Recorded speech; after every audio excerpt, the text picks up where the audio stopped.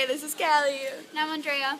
And we did my grandpa Richard, and he was in the Korean War.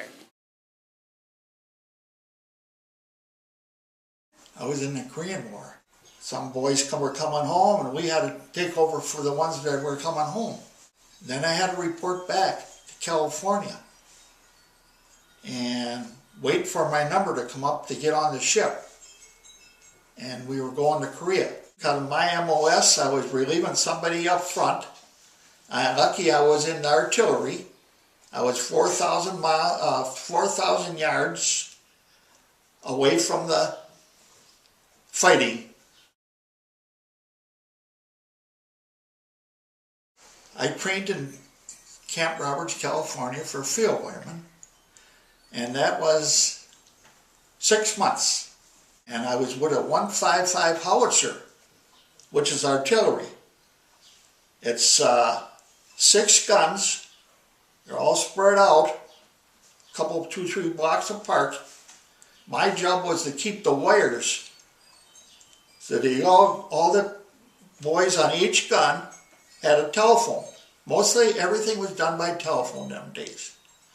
And that's what we schooled for, radio and telephone.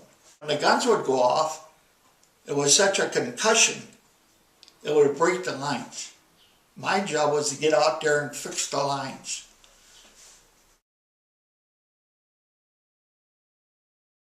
I was in the 45th, and that was the 1st Division to go home after the ceasefire. I said, oh boy, goody, I'm going home. Oh no, not with the Army.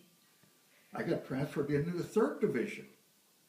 And so it wasn't the same kind of weapons I was with, but it was the same type of field wireman job that they trained me for. I had to stay my full time. I was actually over there 17 months behind.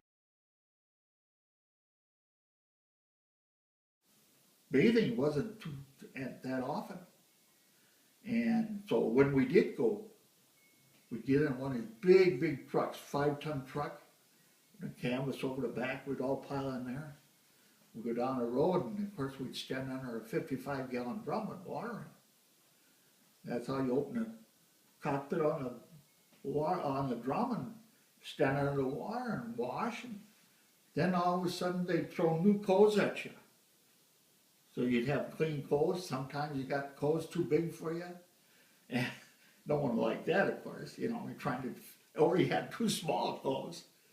But it's because they didn't have time to ask you what size it was. You know, they didn't care.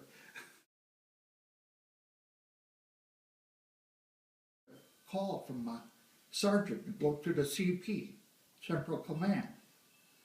I goes in there, reporting for duty, sir. What do you got? What am I here for?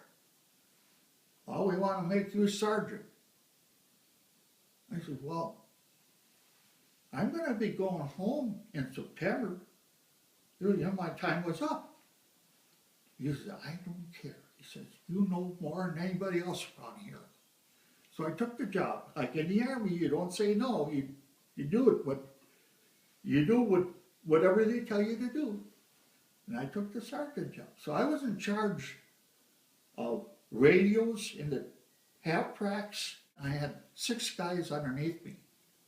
I was in charge of millions of bucks because it was all electronic stuff. But I didn't care. They seemed to know that I'm smart enough to do it, and I took it. They called me again to the CP.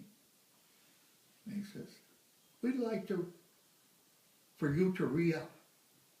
$600. $600 them days was like $6,000 now. I said, no, I'm not. I really don't want to be here. I'm going to go home when my time comes. And they really said they couldn't talk me into it, so I didn't have to. But like I say, I was sergeant and everything, you know, and I actually only made about $20 more than corporal. I was corporal first.